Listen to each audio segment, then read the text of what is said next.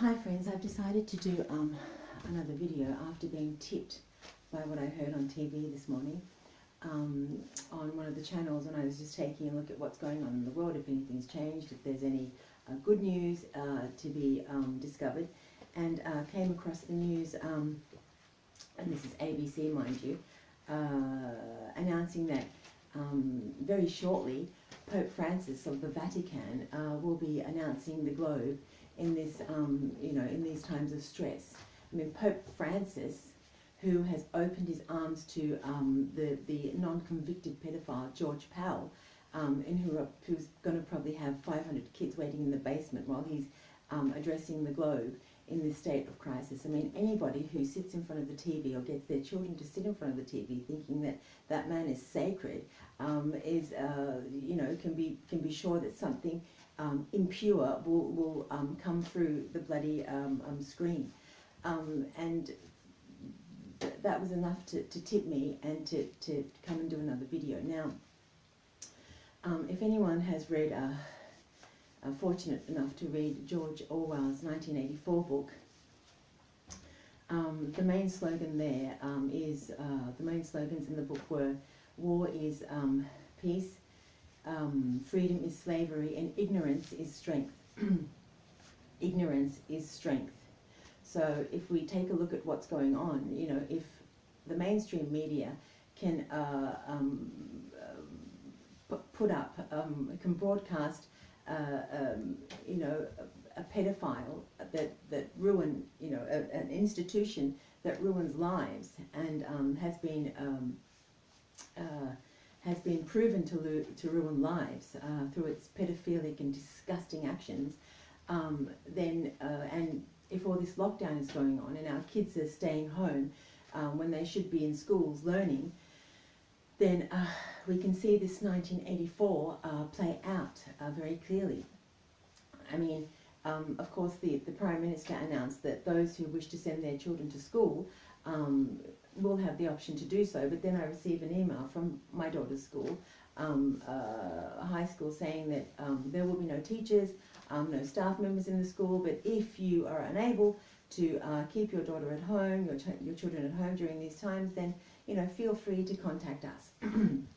I mean, there was hardly anything taught during their time of school, and so you can just guess what's going to happen when this turns to an online fiasco. And of course, we see George Orwell's, again, 1984 book pan out.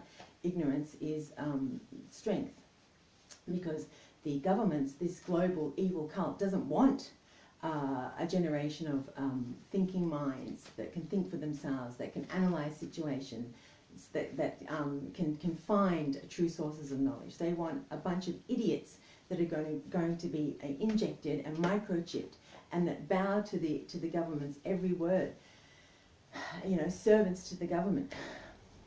And that's what's going to end up happening, because as we can see, the huge shops, the corporations, are still open. Why are they still open? Why do we still have Kmart, Big W, Target, Bunnings, David Jones open in a time of, pandemic, when everything else is locked down?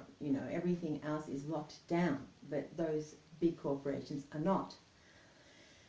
Now, in my last video, I talked about Dr. Andrew Kaufman, and today I'm going to bring to your attention another doctor.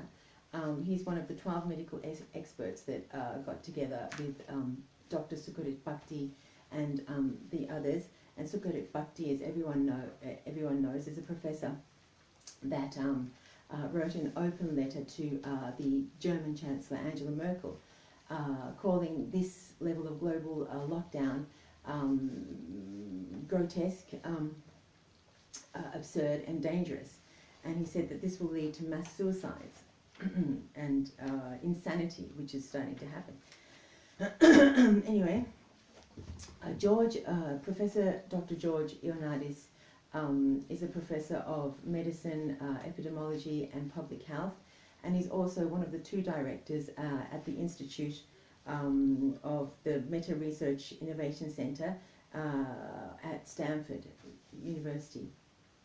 And he begins his speech, which I'll have the link down below, by saying that the figures that have been announced by WHO and he puts it in a fraction. So he says the nominator of people infected by this alleged virus, COVID, is 3.4% at the time of his video, and he says the nominator is COVID. And he says this is very inaccurate because, firstly, in order to make such an assumption and come out with these figures, firstly, a series of tests have to be applied. You know, as Dr. Kaufman said, there has to be a gold standard that things that results can be compared to, and this still hasn't been done. The only two times that a huge, massive, a full population was diagnosed was on the Diamond cruise ship, where every single passenger and staff member was tested, and he said the mean average is 58 years old, and the median average of the crew members and the passengers was 68 years old. So they're quite elderly. And he said out of all of the people that were tested, he says only, one moment please, he says only,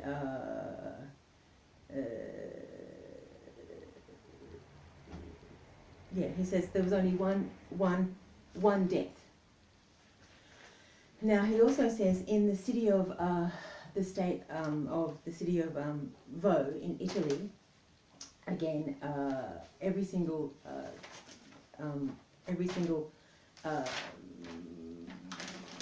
citizen was tested. That's where the early deaths took place. And out of 3,300 people, there was a 3% infection rate, and and only 2 deaths. Now, he says there was a 3% infection rate, and in Lombardy as well.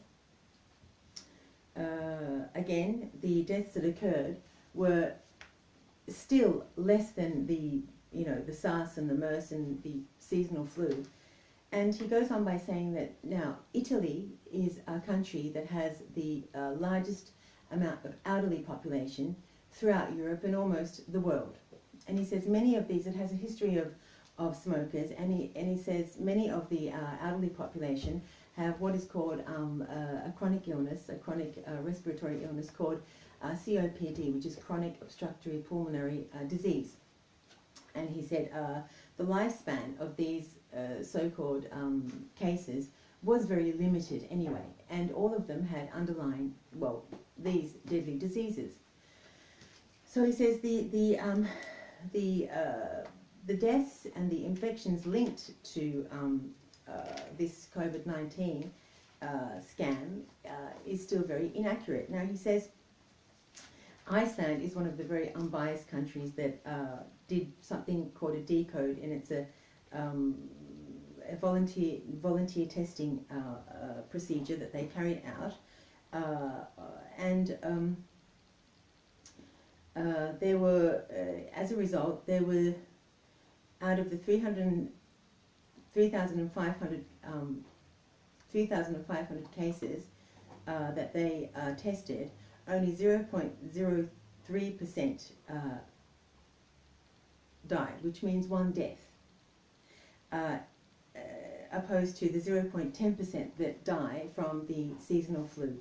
Now, Dr. Ioannidis also says that on a yearly basis in America and in the world, around 60,000 plus people die of the common cold or influenza virus and influenza-like illnesses. But this is, he says, this is disregarded and never brought to the media's attention because we take it for granted. You know, if someone dies of the flu, we just say, oh, they were old anyway, you know, how many people died? 50,000, yeah, how old were they? And, you know, say, oh, they're about, 60, 70 years old. Well, and, a few of them had lung cancer. Oh, well, figures, yeah. Who cares? It's just the flu. But now, that has, they've substituted that for this COVID pandemic. And this is not because there is a COVID pandemic. This is because there is an agenda.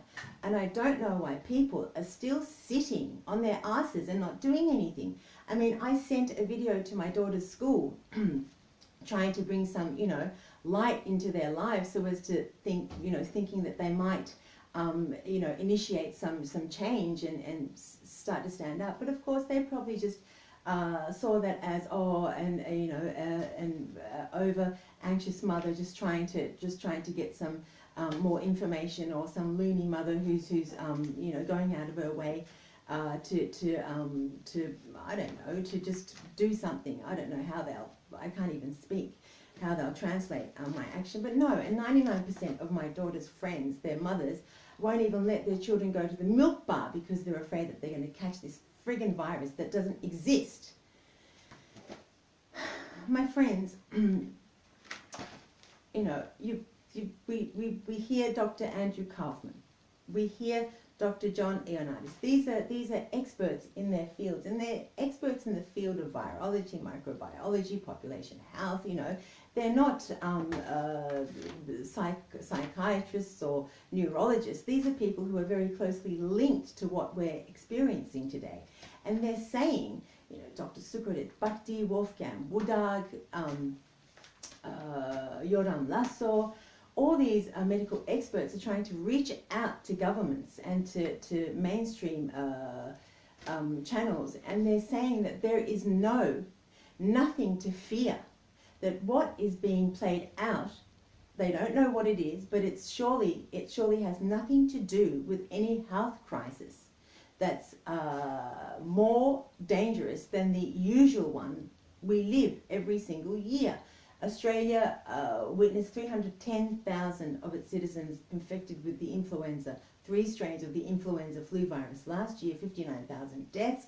Previously, 2017, it was something else, more fatal, and so none of that is taken into consideration. And suddenly all of the other strains of flu, cold, etc. has been wiped out of our dictionaries, and all everyone is talking about is COVID-19. Come on, my friends. And then you see on the mainstream media that the Pope Francis is going to make an announcement to bring some relief to those families who are suffering. I mean, bring relief? How many families did they destroy? How many families did the friggin' Vatican and that Pope and his friggin' pedophiles, one of them being George Bell that's out in the streets now, destroy? So how could they bring relief in any way? And no one is questioning this?